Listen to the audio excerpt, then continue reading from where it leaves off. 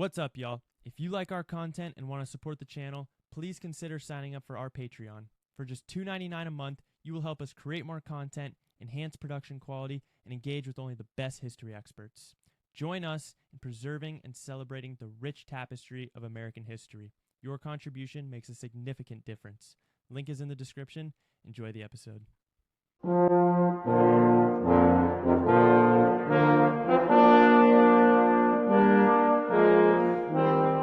Welcome to American History Gazette.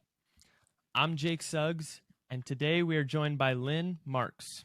Lynne is a graduate from American Military University and specializes in United States Marine Corps history, amphibious operations, and the period of the Great War through the Korean War.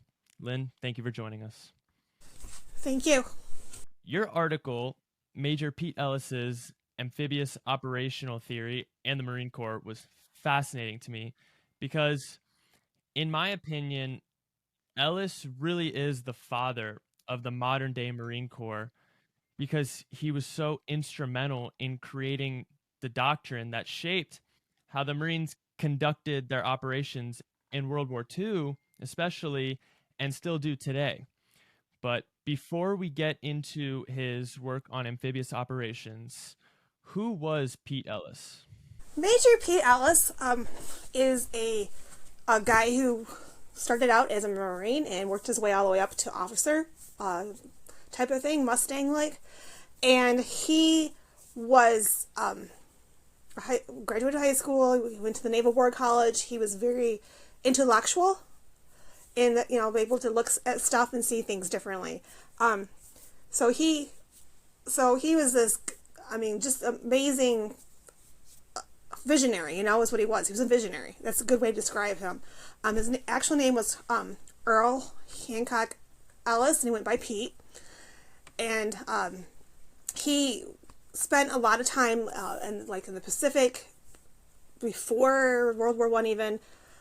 He went through, he was in China, he's in the Philippines, during the Spanish-American War, the period after it. So he got to see a lot of the stuff going on during that time period in that area before he even wrote anything else. And so, and at the Naval War College, he was instrumental in advanced-based classes that he went to so well that they actually kept him there to become a teacher, to teach some of his pamphlets he wrote to teach people about advanced-based operations. And so that's kind of where he comes from. Commandant General John Archer Lejeune, he actually had him on DOT.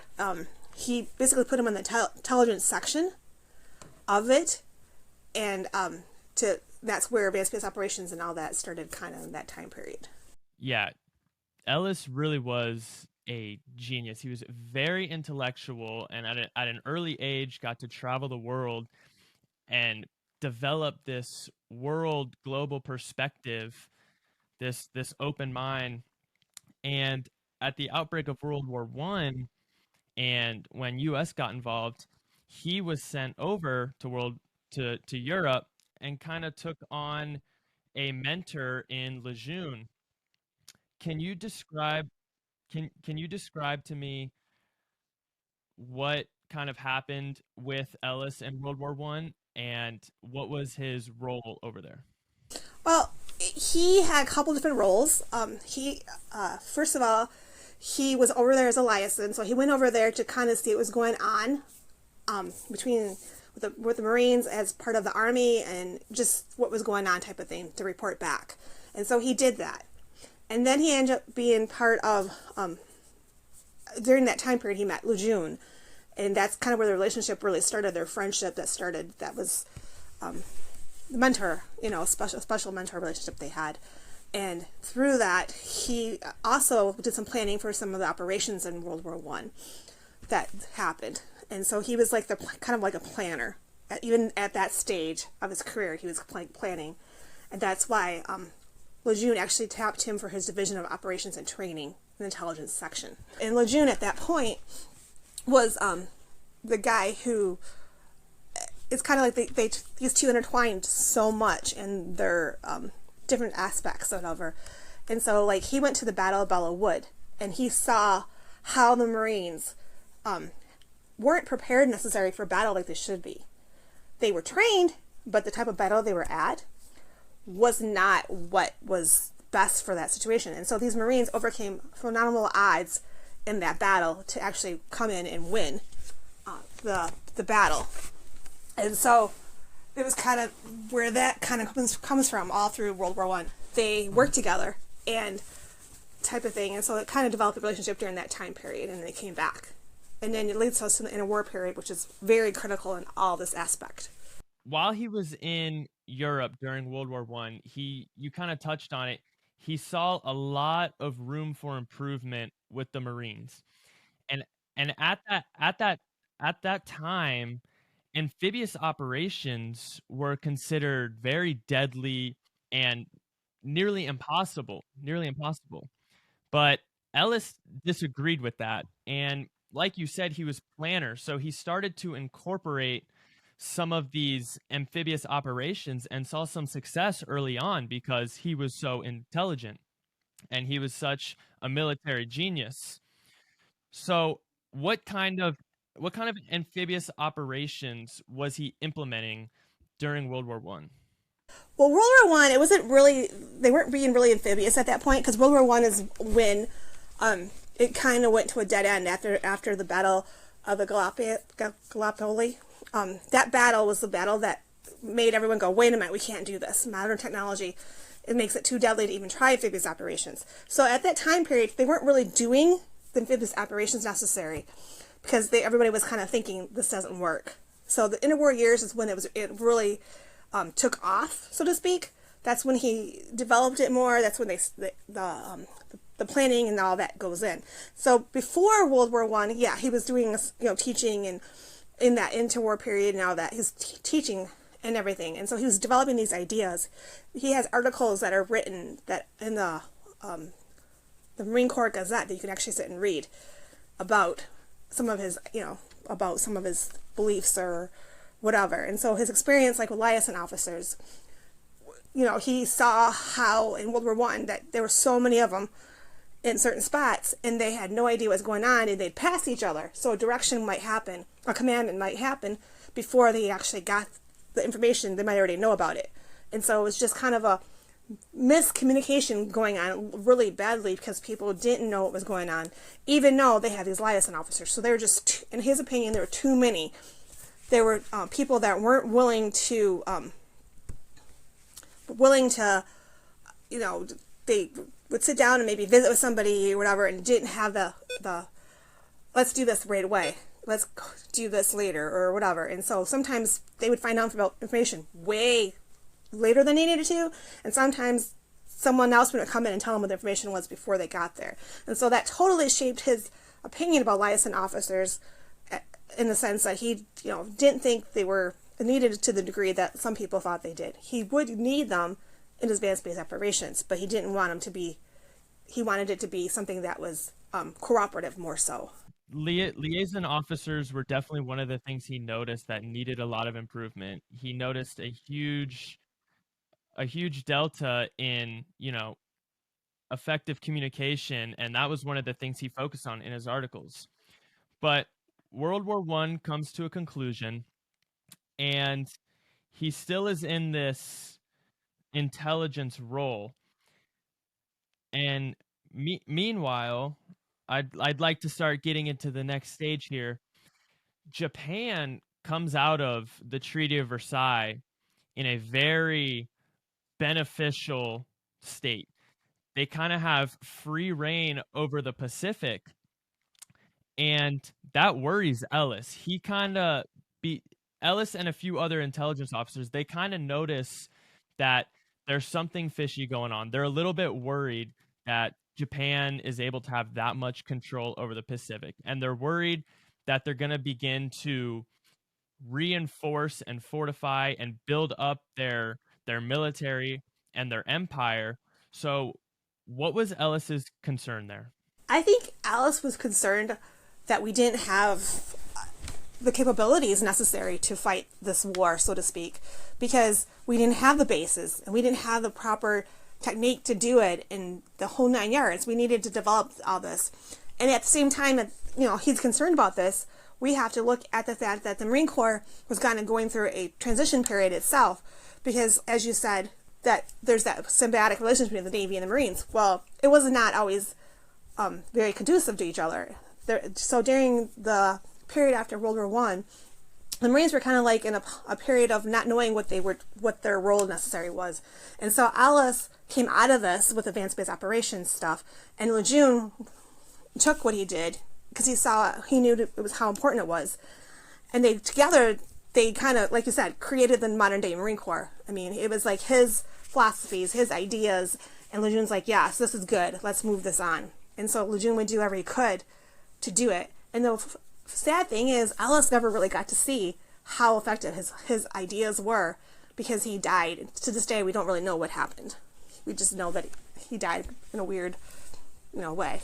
I definitely like to briefly touch on an aspect of his character that's very important to consider when talking about Major Pete Ellis. And that was that he suffered from severe alcoholism and depression, and this plagued him throughout his life and ultimately was his demise.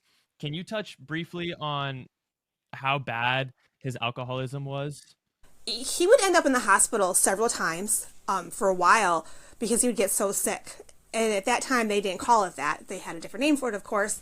And so he would end up in the hospital for a while. I mean, he had issues with his liver several times. So it was very serious, he type of thing. And that's actually the reason some people just think he drank himself to death. And there's others that say, well, maybe he was poisoned because the Japanese knew he liked alcohol and used alcohol as a way to get to him, as he was such a visionary. And so there's that. So that was something that affected him. And it might have even slowed down his movement up, because, I mean, he didn't, he had all these great ideas and stuff like that. And he would get bored, like, if he wasn't being challenged academically. So he needed that challenge also. So, so like you said, he was definitely a visionary. He needed that. He needed to have that and stuff. And he was always, I mean, his view of Japan and the Philippines and all that definitely shaped how he perceived things, which all, so that's what he saw with alcoholism, and it all just kind of like blew up, I guess. Yeah, that's important to consider when thinking about Ellis. But in 1921, while he was realizing that Japan was kind of scheming something and he was worried about that, he requested to go on a reconnaissance mission to the Pacific Islands, so he could do some recon and kind of see what the Japanese were up to and kind of see the layout of the land. He requested to go on this kind of secret, smoky, undercover mission, and he goes under an alias of John Hughes, I believe, and goes to the Pacific Islands as just a guy looking for some coconuts for his Hughes trading company.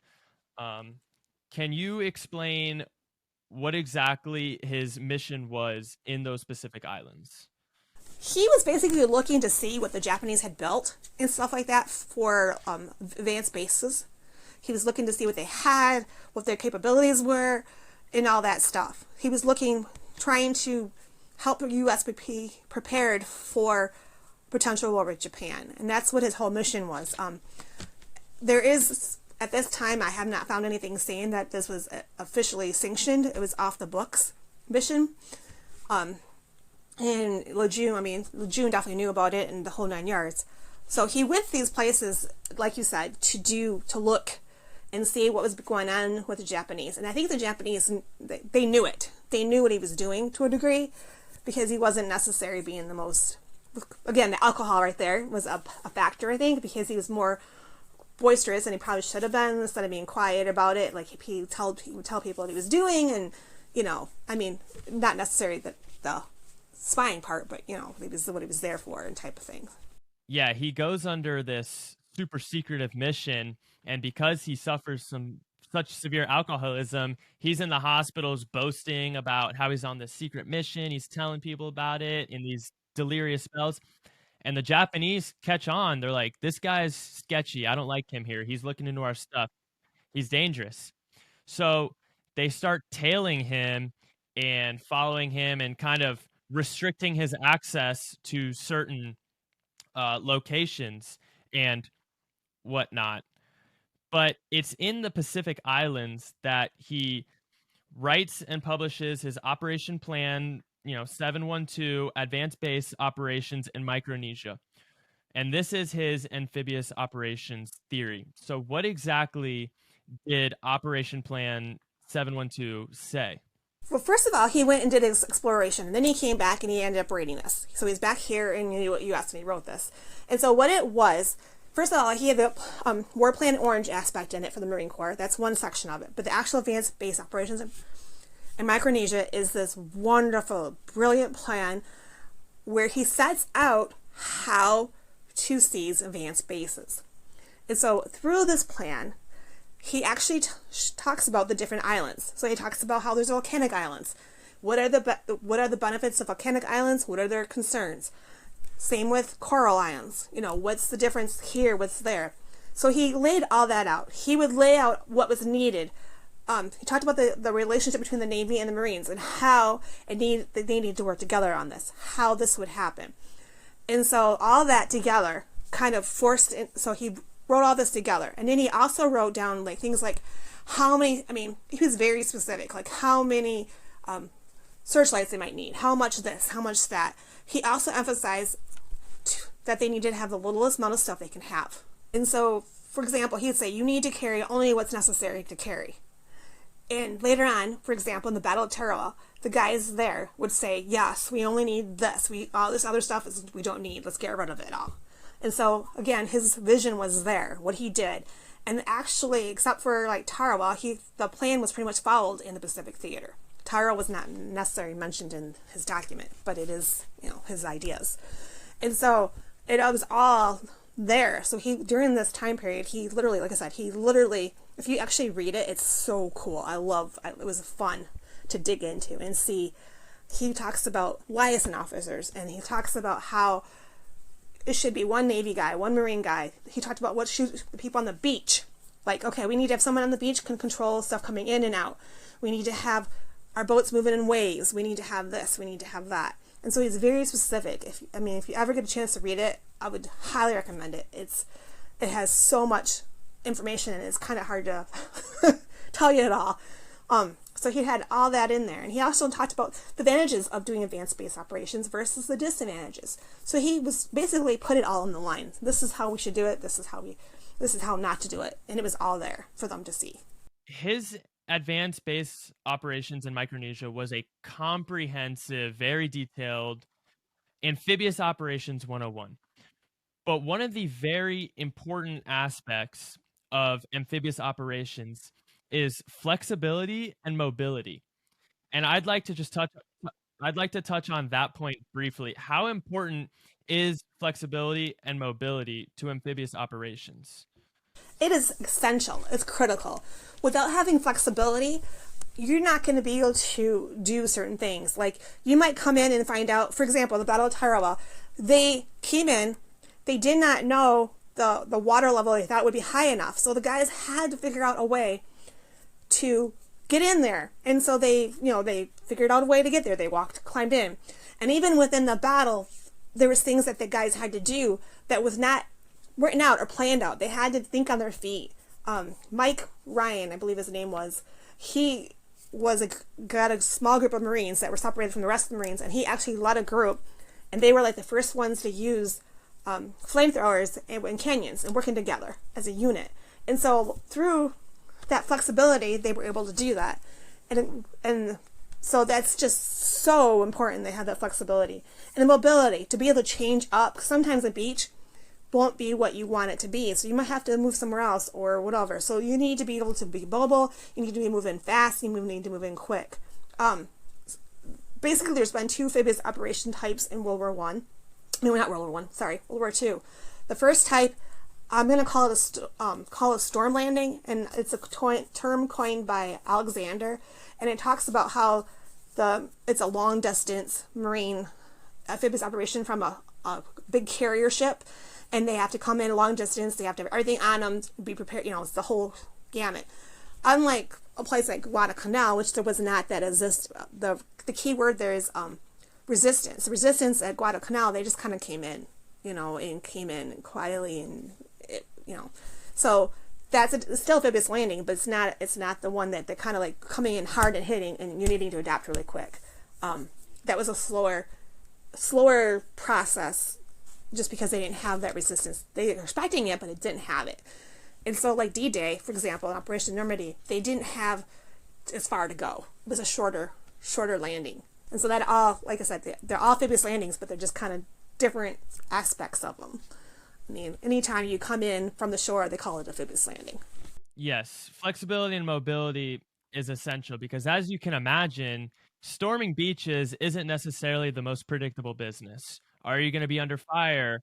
How high are the water levels going to be? Things of that nature. Are you going to walk in a fringe reef? Or are you going to have another reef? Or is there going to be water there? Or there's, so that's all stuff they had to consider. How to get the resources in. That's all stuff during that interwar period. Right up to the Battle of Taro, they were still working on trying to figure out some of those things, how to carry the Marines in, how to do this, which is where we got our landing vehicle track, the Amtrak, is through that time period. The Higgins boat, the landing craft medium.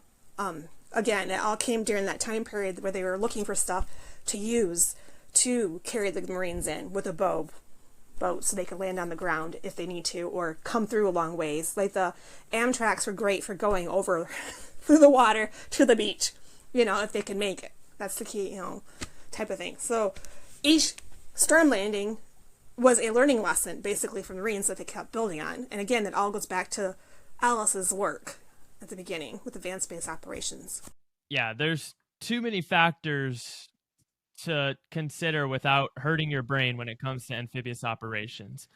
But when he publishes his amphibious operations theory, it's a radical departure from the status quo of traditional military operations. But because he was such a military genius, it's such a shame he didn't get to live to see the brilliance of his plan, because it's almost like he had a crystal ball when looking forward 20 years to the events that would play out in the Pacific of World War II. That's exactly it. He was incredible, his details and how it actually unfolded in the whole 9 yards. And it's too bad he didn't get to see it. It really is. I think he would have been amazed to see how it is and everything. And like you said, there's so many things that have to go right for a amphibious operation to be successful. And the fact that the Marines, as they got stronger and stronger and stronger, they were able to do that. And the Army learned from it all too. And the funny thing is, I didn't know this till I did research on it. Basically, Ellis's document was part of the basis for the amphibious doctrine across the board: the Navy, the Marines, and the Army. And as you know, the Marines actually studied it later on and combined it and stuff, and then they came up with their amphibious plans. And when from that space, then you got the Navy, and then the Army actually used theirs. So everything goes back to Ellis when it comes to amphibious operations. As a huge fan of World War II, one of my favorite aspects of American history, I believe that the Pacific Theater doesn't get enough love. I really want to go into detail on the amphibious operations in the Pacific and how Ellis's theory played out, because he basically laid out this island hopping campaign that would come into play 20 years later. Yes. So each landing was a learning curve. The Marines actually took time to go back and look at it and say, hey, what did we do? What did we learn? So from Guadalcanal, the very first one, they learned that the importance of combat packing. Okay? So Guadalcanal, they had all these supplies come in the whole 9 yards. And the supplies just were sitting on the beach. They weren't getting unloaded, and they still had tons of supplies on the shore. And so all that together just kind of built up on the beach. And so these guys, they ended up not having stuff that they actually needed for battle, including food, they actually had to lower the rations down to 2 a day at first to actually do the battle. So then they also had things that are missing, like malaria drugs. And so malaria hit them very strongly. So all that kind of was part of the learning curve for Guadalcanal. Guadalcanal was a really rough battle. It was like 8 months, and the Marines were left by themselves for a little while because the Navy decided, Admiral Fletcher decided that he wanted to protect his naval vessels versus being there to support the Marines at that point. And he did come back. He just left for a while. But, so all that was a stepping stone. So he went from there. So in the Battle of Tarawa I call it the classroom. And the reason I call it the classroom is because this is where they really tried the doctrine, the Amphibious operational doctrine, actually in battle. That's the one that really, they came in, they had strict resistance. The Japanese were almost had it all the way. It's like, I think I've read, if I remember correctly, it was the second most oppositional battle as far as they had everything they had built up, the Japanese had built on that island. So they had a lot of fortifications. They had, so it was really kind of hard. And if you can imagine, Taro was like a bird on its back. So they came in at different spots, different beaches there. So they had 3 different beaches.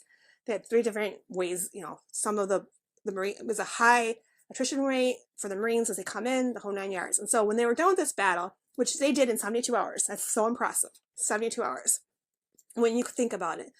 One of the other islands in the Battle of Tarawa that they did had a lot less resistance, and it took them 72 hours to get it. And so it's pretty impressive that the Marines were able to do that. And so through that battle, they talked about, that's the first time they actually used that landing vehicle track, Amtrak, to carry troops in. That was a big first, besides the first of other things I already mentioned. So then they went from there to the next spot and the next spot, and then they just kept building on each island. They kept building until they got there. In the same time, the Army was doing the same thing on a different spot. So basically, they divided the Pacific up into one really big region, the Pacific Ocean area, and then they had the South Pacific, which was under MacArthur, the Army. And the Pacific Ocean area was divided 3 more times. It was into the Pacific, Southwest Pacific, it was the Central Pacific, and the Northern Pacific. Most of your storm landings, the big battles that occurred, went through the Central Pacific. So as each time they would take whatever they did and they learned and they built on it, and they kept refining it until they got to where they couldn't fight anymore because they needed a plan for Japan. So yeah. So his process, they could see, the volcanic islands, the coral islands, and all that was built. They could see it. And each time, like I said, they just got better and better and better. Yes, I think the perfect phrase to sum up this island hopping campaign was trial and error. Absolutely brutal combat these Marines had to go through in order to really hone in their amphibious operations strategy. What I'd like to get into next is the Pacific island hopping campaign began late 1941 after Pearl Harbor, early 1942. And for 2 years, they kind of go through the Pacific through this trial and error and learn and hone in their strategy. After learning all of these strategies and honing them in, how did what they learned in the Pacific shape the largest amphibious invasion of all time at D-Day in 1944? Okay, first of all, 1944, that was an Army operation. So it's going to be different than what the Marines did. So they're going to learn from that and use that to help build what they did. And one of the big things that they had mulberry islands. So they made these little spots, and they were big areas as landing spots, and that's what they used to take in. For the Army, this is probably one of their biggest learning curves themselves, because they've done other operations, but this was such a vast operation that they had to do the mobility, they had to, the versatility and all that. So they had to learn on the fly. So, D-Day, Operation Overlord, and was so it was this huge battle of learning, because the Army they did some training, but they hadn't done the training to the degree the Marines had. And they didn't have they were in the Pacific, but again, they worked with the Marines a lot of times in that area, where the Army, Operation Overlord, the Army it was their baby. It was their they ran it. They did it. So they had to take what was being learned and use it. Yeah, I guess that's a good point you make. I'm sure they were communicating the results they were finding in the Pacific theater, but when it came to the Army at D-Day, you you can know all the information you want. We talked about earlier that when it comes to storming a beach, especially under fire, flexibility and mobility and repetition, I'm sure, was also very important. The Marines had been doing this island after island, so they had those reps under their belt. The Army, this was a first for them. I'm sure they had all the knowledge from the Pacific Theater on how to conduct amphibious operations, but when you get to the beaches in Normandy, it's a whole nother ball game when the Germans are entrenched and shooting at you. So I think that's a good point you make that I didn't think of, is the aspect of repetition. And you got to remember the Army, not the Army, but the Marines had been practicing this even before World War II. They had exercises, they had flex exercises after exercise after exercise. Starting all the way with Lejeune when he was a commandant. They actually started practicing. He believed in this so much that he begged them to let him do an operation and show what they can do. And they had success in that operation. So they saw the operation have success. The one area that they really struggled with was landing craft at that point. And so from there, they kept building. And the Army did do maybe one or two exercises with them. But again, they weren't really taking it very seriously at that point. They just were, it was not, they were more worried about airfare, the air war, or more worried about tanks and, land warfare and, stuff that they do. I mean, they were the ones that were called to Europe they fought the European battles. And they did fight the Pacific battles too, but the Marines were the ones that, led to the push with amphibious operations. And they were actually tapped because of that. That's why Admiral King said, hey, let's use the Marines for Tarawa because they already have this training already going on. So that all, comes together for them in the Pacific, where the Army doesn't really have that. I mean, they've been training some during this time period, during the war, when the ones that were actually in the war in the Pacific would have been getting the experience. But the guys in Europe, they weren't getting the experience like that. Unless they pulled them from the Pacific, they wouldn't have that training. So fast forward to today, present day. How did Ellis's amphibious operational theory that he wrote in the early 1920s, how does that shape the modern day Marine Corps and how they conduct their amphibious operations? What is Ellis's legacy within the Marine Corps today? He has a couple different things. One of the things they actually have the Ellis think tank, which is the whole purpose of it is to think outside the box and think of different ideas whenever. So that's a big part of it. Another thing is they actually have they have what they call EBO, which is the Expeditionary Advanced Base Operations concept that they're doing right now, which harkens back to Ellis. Advanced base operations. So they're trying to go back to that. Again, the Marine Corps is kind of reshaping their identity again because they've been in a land war and, with Iraq and Afghanistan. And so now they're returning to the roots of the sea. And so by doing this, they're, looking at it and trying to have that mobility, the flexibility that we already talked about that are essential components for it. And they're trying to have more flexible smaller units. And one thing that's majorly different now is the technology that's being used. It's, they have different anti-access, anti-denial things and stuff like that. But way back when Ellis was writing about all this stuff, he was thinking about stuff like that. He knew that was a reality. Anti-access, aerial denial, and, type of ways that come around it. So I think one of the things that the Marines have been doing, and this probably goes all the way back to the Korean War, is they've been using helicopters to help insert. That's a one way to kind of come in and around. Their V-stalls are really great for short landings, short takeoffs. They can use those again. So they're really focusing in on this EBO, as they call it, to try to be prepared and build all those relationships with allies and stuff like that, and have these bases all over the world that they can go to, that they already hone, or their allies or the partners to build on that. So that's really shaping them right now. So they've kind of gone back to the roots, which is really kind of neat to see. Yeah, obviously warfare has evolved and military technology has evolved over the last 80 years. So that's clearly going to change military tactics and operation tactics. But Pete Ellis's legacy cannot be overstated. Like you said, they still have an Ellis think tank. He is such an instrumental character in shaping the Marine Corps we see today. Unfortunately, a lot of people don't know about him. I mean, it was in grad school that I ran across him. And in grad school, I was like, wait a minute, who is this guy? I want to know. And that's kind of what started my whole process of research with him. And my fascination with amphibious operations actually come back to him and how it all developed and everything. And it's neat because every time the Marines have been told, no, you can't do amphibious operations, they come back and say yes, and they come up with a way to do it. Right after World War II, they were like, nope, nope, nope, can't do it. Can't do it. No more. Can't be done. Impossible. Because of the atomic bomb. Well, guess what? They did it. They did it at Ishan. They did it, they came in, and that area, that's like the area that is the do not, do not, do not do. I mean, all the things that they use for qualifications, this is a good spot to do, this, it had them all. All the things that you're not supposed to have, it had them all. So I would say never count the Marines out when it comes to amphibious operations. They always seem to find a way to do it. That's that Marine Corps spirit. And then, like I said, you can't have, without Ellis, you wouldn't have a Marine Corps. And you wouldn't have, without Lejeune, you wouldn't have the Marine Corps that we have today. I'm not saying we wouldn't be a Marine Corps, but those two had the vision of what the Marines could be. And they did what they could. I mean, look, Commandant Lejeune was awesome. I mean, he really was.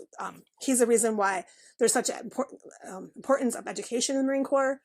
He's the reason why intelligence is so important. It's all this stuff goes back to him, making sure the Marines are always prepared for the next battle. Absolutely, absolutely. The Devil Dogs are very resilient and very persistent, that's for sure. But I also, until reaching out to you, I didn't know who Pete Ellis was. And obviously we know that the Marines have this amphibious style of combat. We saw that very much in World War II, but I really think that people should look into Major Pete Ellis. Your article was very detailed. It was amazing. I'm definitely going to link it below. But that's definitely something we're trying to do here at American History Gazette, is we want to bring these stories that were instrumental in shaping our nation that aren't very well known. We want to bring them to light with experts like you. So that wraps us up. Thank you so much for coming on. It was an absolute pleasure.